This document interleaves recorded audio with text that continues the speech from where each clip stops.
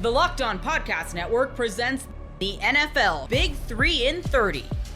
The 3 biggest stories in the NFL from our local experts at the Locked On Podcast Network. We bring you the real story, why it matters, what's next, who wins the big game, and more, all in 30 minutes.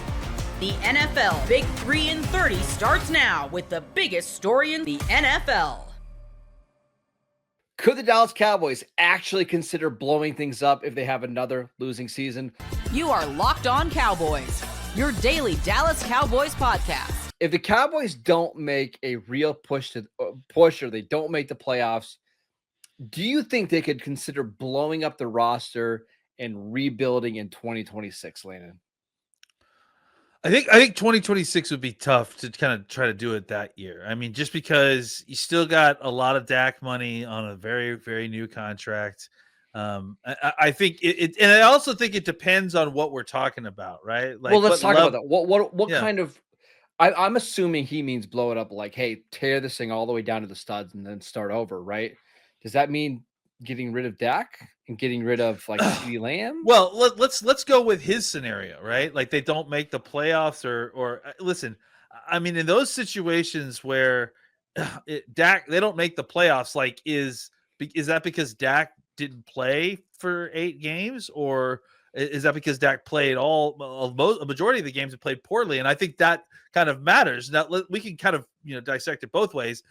If they want to keep Dak and they want to kind of just blow things up, around him, I mean, it wouldn't really be that hard because, I mean, most everything is kind of been blown up recently and nothing's really committed to outside of CeeDee Lamb, and Micah, potentially Micah Parsons if they sign him at that point.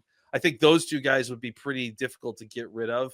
I think it really all depends on kind of what you're talking about, because even kind of stripping it down to the studs means potentially trading away top players for draft picks, but a lot of your top players, like you're kind of just getting through the process of signing them to long-term deals.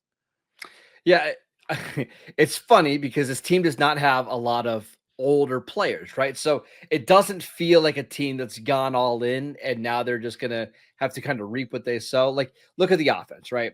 Your oldest player, your oldest starter is Dak Prescott. The next oldest starter on your team on offense is Terrence Steele at 28. You've got some other guys like Will Greer, Calvin Harmon, Dakota Shepley. Like those guys are like between 28 and 30. They don't really count, right? So the majority of your rosters between the ages of 22 and 27 on offense. And then on defense, it's the same way. Like your oldest player on defense is Dante Fowler. He's on a 1-year deal. Donovan Wilson, he's on the last year of his contract. Solomon Thomas is 29. He's on a 1-year contract. Malik Hooker on a 1-year contract. He's 29. Like this is a very, very young team, and all those, aging assets, they're all free agents next year. So I understand the question. Like, do you start maybe trying to trade away some of these better, younger players for more assets and draft picks? Maybe, but who are those players that you're trading away? Okay, pause real quick. I guess I struggle to understand what a blow it up scenario would look like, because you look at the offense right now, Landon. Your oldest starter is Dak Prescott. He turns 32 before the season starts. Your next oldest starter is Terrence Steele, who I think is 27 or 28. And you can get out of that contract after this year. And then on defense, your oldest starters are like Dante Fowler, who's 31 on the last year of his contract. Donovan Wilson, Malik Hooker are your next 2 oldest starters. Those guys are both in the last year of their current deals. So there's just not a lot of players on the rosters that you would want to move off of if you're blowing it up, because you're already probably going to move on from those players anyways. Yeah. I mean, honestly, I think the only thing that kind of qualifies for what, this scenario that's being laid out is trying to find a way to move off of Dak Prescott. And I just don't know. Like, it would have to be a very specific scenario. And even then, like there's like a formula of like, how bad could Dak be while still being wanted by another team to make a trade? Because otherwise you're not going to cut him, because you probably aren't going to cut him because he's going to cost you so much money anyways. I think the most likely scenario is that if the Cowboys have another disappointing season this year, that likely they're just going to try to have to run it back at least one more year with Dak Prescott, because like you said, otherwise, like, all the moves that they would have done, they probably were going to do if they had a successful season in a lot of ways. And I think that there isn't really a way to blow it up any further other than refiring your head coach and, getting another new defensive coordinator. And obviously at some point, Dak Prescott is going to be included that if you're truly trying to blow up this team. Yeah, we should also mention Dak has a no trade clause, so that would complicate things even further, right? He's going to only want to go to a situation.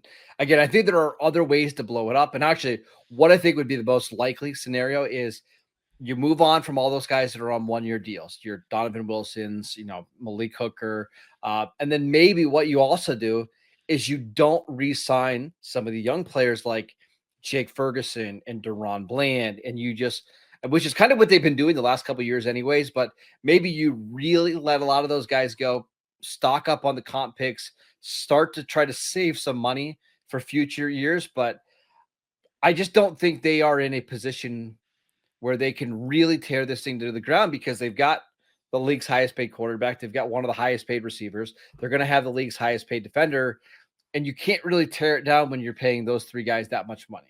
It's ironic that you're wearing an OU shirt, because all my old OU buddies used to talk about how OU doesn't rebuild, they reload, right? Mm-hmm. And that's kind of what Dallas has always been doing. And that's honestly kind of what you're describing here too, is like, it's not truly a rebuild, right? Because like outside of like getting rid of your head coach and your quarterback, it is kind of just like reloading the pieces around the main portion of the team, because and that's not a commentary on your answer. That's a commentary on the question, because ultimately, like, there isn't a way for the Cowboys to blow this up the way that would be satisfactory for meeting the drasticness of what you're describing.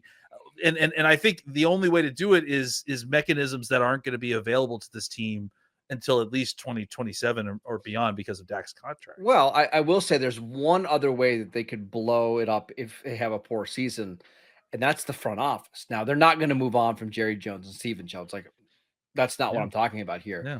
But could it, if let's say this draft class ends up not turning out to be anything, and last year's class doesn't end up being anything, and Mozzie Smith continues to struggle, maybe they feel like, hey, Will McClay, you've had a great run here, but we need to get a fresh voice in here. Hey, we've got this analytics staff that we're paying a lot of money. Let's move on. Like, that is one way that they could change things up in Dallas without actually changing the roster too much on the field. But I hesitate to think they would even do that, because Jerry Jones and Stephen Jones like working with those guys. And also, I think, for all the folks that would be calling for the head of Dak Prescott, or, calling for this team to be blown up, they would probably come screaming in from off stage and go, no, not those guys. We like those guys. So that's what, yeah. Ultimately, we don't make change for change's sake. Like have a plan in place and replace the parts that need replacing. But right now, the guys that are the most consequential for the outcome of the Cowboys season, they're going to be here for a little bit. Yeah, it doesn't feel like, even with a bad season, even if they go 6-11, it seems like they're just going to have to make some changes on the edges, like they've been doing the last couple of years. And until we get a little bit further into the Dak contract, he gets into the mid-30s of his career, then we can start talking about them really resetting things and rebuilding things. But the Dallas Cowboys don't rebuild. It's just not what they do. No, not at this point, certainly. No.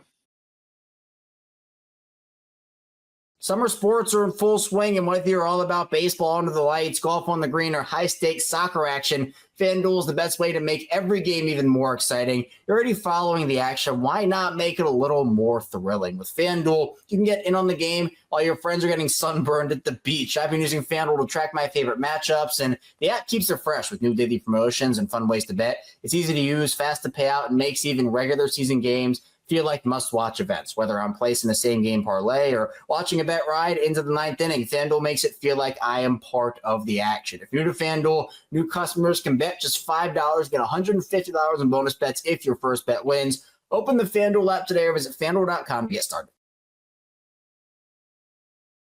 An interesting, some would say ominous, article about Drake Maye. You are Locked On Patriots, your daily New England Patriots podcast. I have high hopes for Drake Maye's second NFL season. I do believe he will be better this year than he was in 2024. But a Pro Football Focus article came out over the past few days, and it stopped me dead in my tracks. Now, this Pro Football Focus article took a look at all the second-year quarterbacks in the NFL, looking at the top 6 guys. Of course, you know the names: Caleb Williams, Jaden Daniels, Drake Maye, and so on. And this article was written by John Costco. And here's what he wrote, in part. The Patriots, unfortunately, put one of the worst supporting casts around Maye, so his projections moving forward really shouldn't change based on his performance in 2024. I agree with that. I think most of you would agree with that. It was so bad last year. The offensive line was so bad. The lack of weapons was so bad that it is truly difficult to gauge what Drake Maye is going to be in 2025, 2026, and beyond from what happened in 2024. But then Pro Football Focus, John Costco, I will call him Mr. Costco, gave us his ceiling and his floor for Drake Maye. The ceiling was Trevor Lawrence. The floor was Daniel Jones. Now, let me start with the Lawrence ceiling. If you look at Trevor Lawrence, you could say there are some similarities to Lawrence and Drake Maye. You look at the arm. Both guys have very good arm strength, considered one of the best arms in college football when they were playing back in college. You could look at their athleticism. The athleticism of Trevor Lawrence, the athleticism of Drake Maye. You might even say that Trevor Lawrence is a bit more athletic than Maye is. I don't even know if that's debatable. Maybe it is, maybe it isn't. Then you look at the size. Trevor Lawrence is 6'6". Drake Maye is about 6'4". Both dudes around 220 pounds. So the arm, the legs, the frame, the size, pretty similar to each other. Which begs the question, how does Pro Football Focus look at Trevor Lawrence? Because a lot of people are split on Lawrence. He's a pretty polarizing quarterback. Some people believe that he's still going to be a very good QB. Some people believe that he was overrated coming out of Clemson. And the class, when you look back at 2021, as we know, Mac Jones was a part of that quarterback class.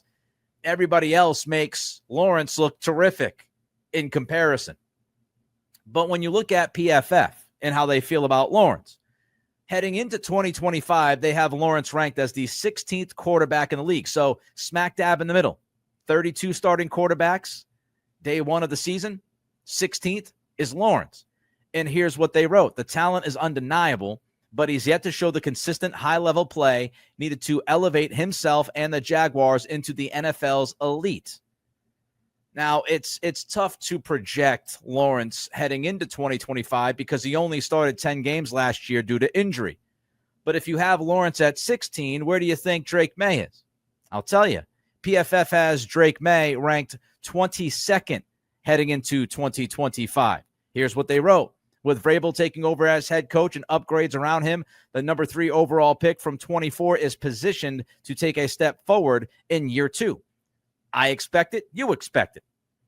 One part of Drake Maye's game that we still haven't seen taken advantage of, and I think we'll see it with Josh McDaniels, is designed runs.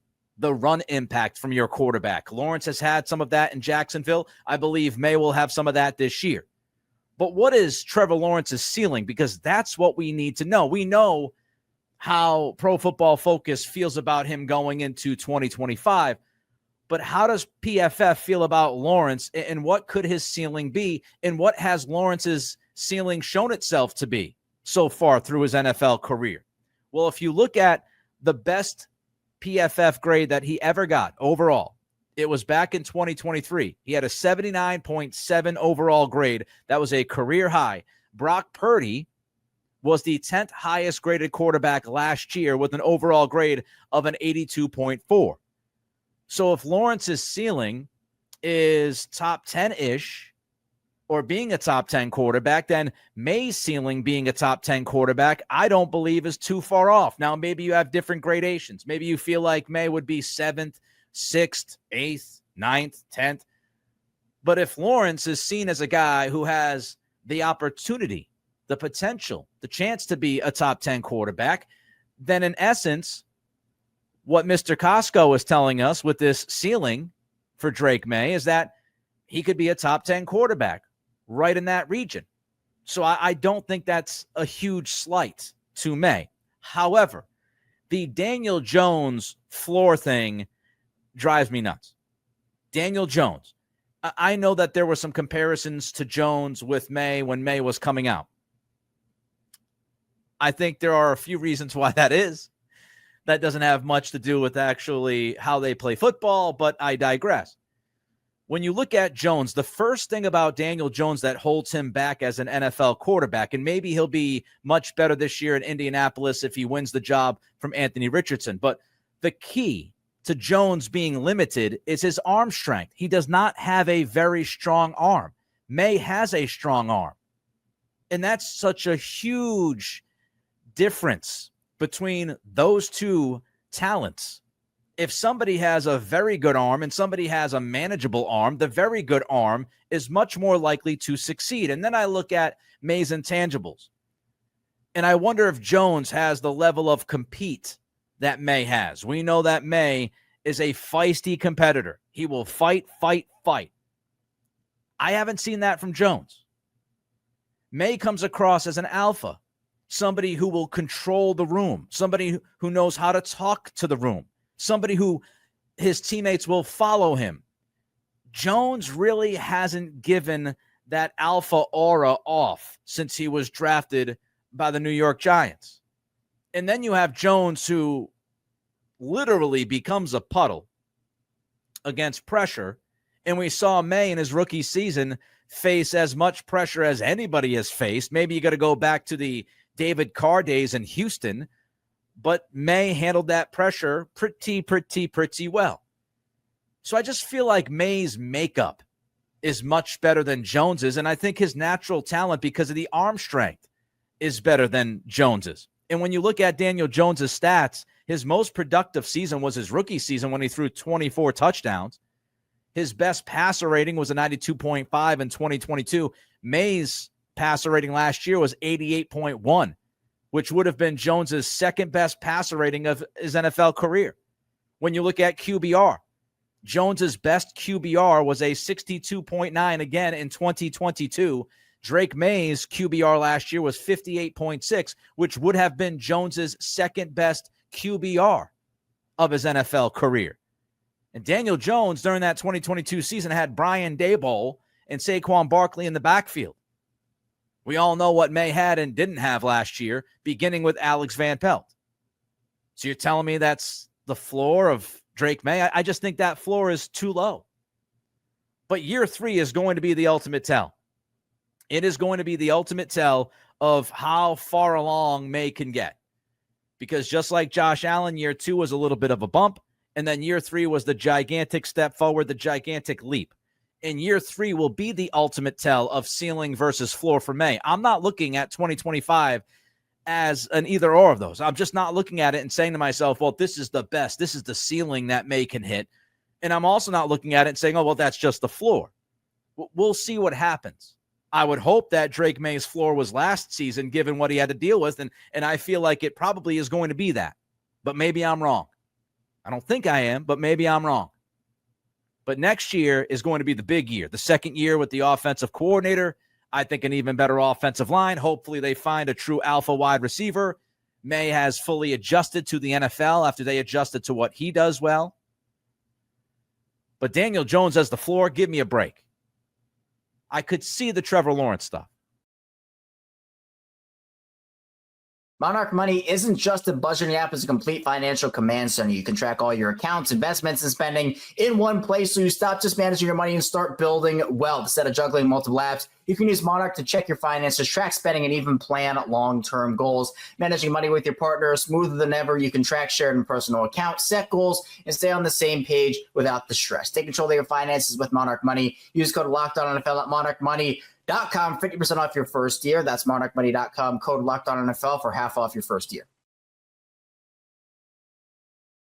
Do the New York Giants have what they need amongst their receiver core for the deep passing game?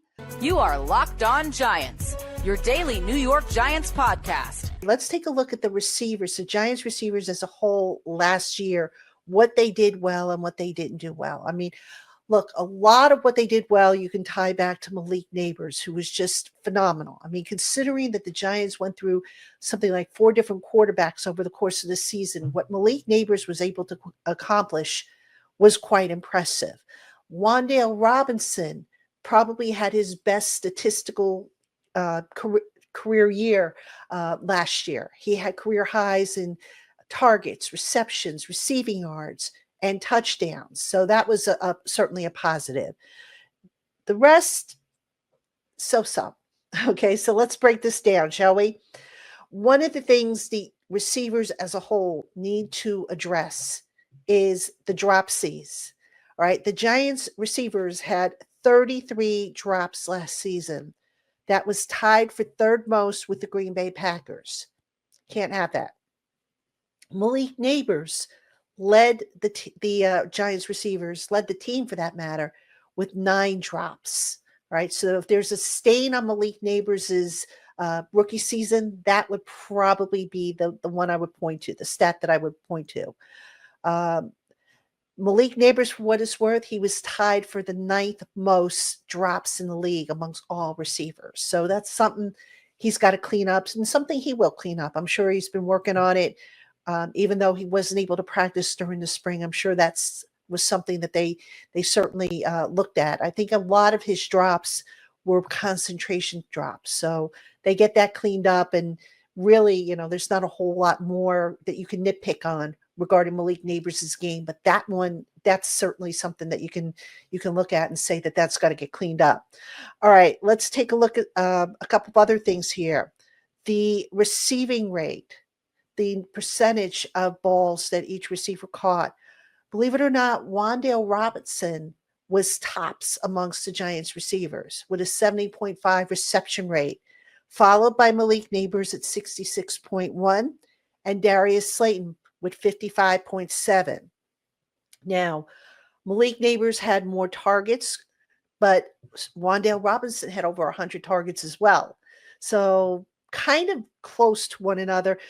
You'd like to see maybe Slayton pick up his percentage a little bit. You'd like them to be over 60%, closer to 70%. There's no reason why they shouldn't be higher up there in the reception conversion rate. This is a big one, I thought, this next one. Missed forced tackles. Now, the Giants receivers, especially down the field, as I'll point out a little later on, not very physical in terms of forcing missed tackles. The 3 receivers, Slayton, Nabers, and Wan'Dale Robinson, combined for 46 missed forced tackles. Slayton had only 7 of those 46. So you look at the job by the receivers, really not as physical as you'd like to see. And that kind of translated over to contested catches and jump balls and all that stuff. So that's something maybe you'd like to see them improve on as well. Now, let's talk about the red zone. The Giants receivers were targeted 35 times in the red zone. They came up with 6 red zone touchdowns, 17.1% out of 35.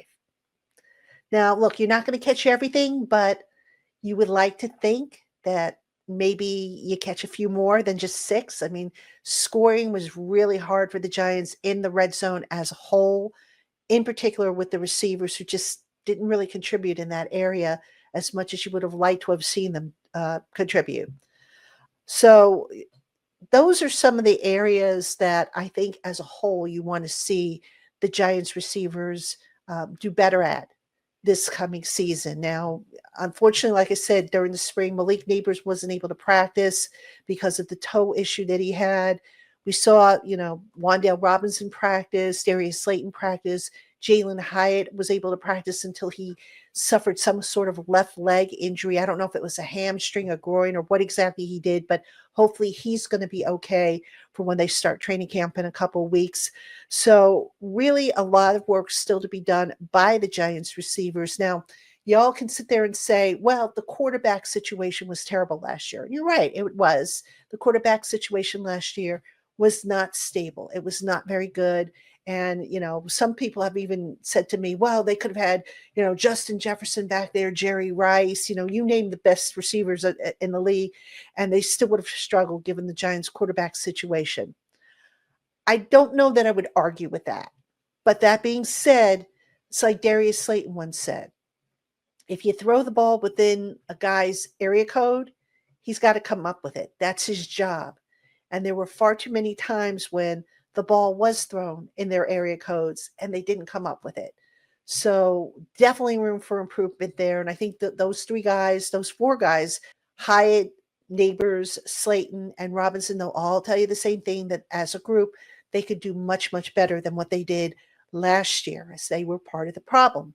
And not just the only problem. Like I said, you put some of that on the quarterback, you put some of it on the offensive line because the quarterback had a rush to throw, whatever the case may be. But the receivers were not blameless in the problems last year. Let's take a look now at the individual receivers. Now, I basically broke down the top four. I'm going to talk briefly at the end, though, of this segment about guys maybe we want to keep an eye on and what the Giants have kind of done with this receiver group. So let's kick things off, and we will start, of course, with Malik Neighbors.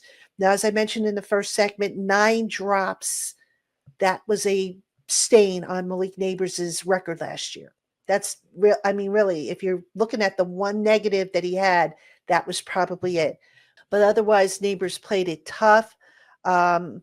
He was hurting at the end of last year, and he might have missed practice or had his practice reps managed, but the kid didn't miss any time, and I tip my hat to him for that. Now, what I would have liked to have seen them try to do, and again, this could be because of the quarterback situation they had, was get Malik Neighbors downfield a little bit more often. I felt like they didn't get the most out of Malik Neighbors and his skill set because of the quarterback play. They didn't have time to get the ball down the field. And when they did throw the ball down the field, a lot of times the ball was off target. A lot of times you saw the receivers, whether it was Neighbors or whoever was going down the field, you saw them have to kind of stop or slow down their route a little bit just to make sure they caught the balls. That was a problem. That's on the quarterbacks, no question. But still, now that the Giants have better quarterback play, presumably, you'd like to see maybe Malik Neighbors with some more downfield opportunities.